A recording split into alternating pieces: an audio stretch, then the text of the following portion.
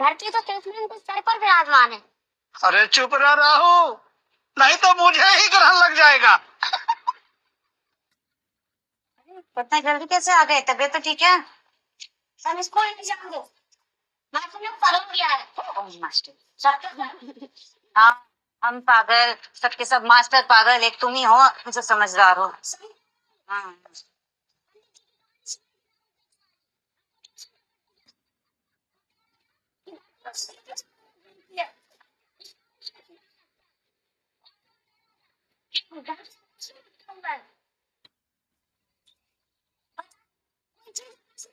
रह सकती है।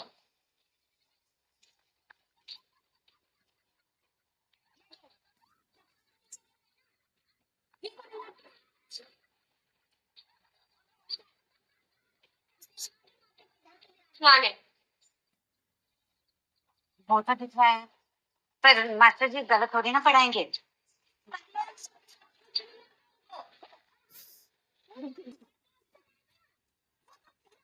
हाँ बोल रहा था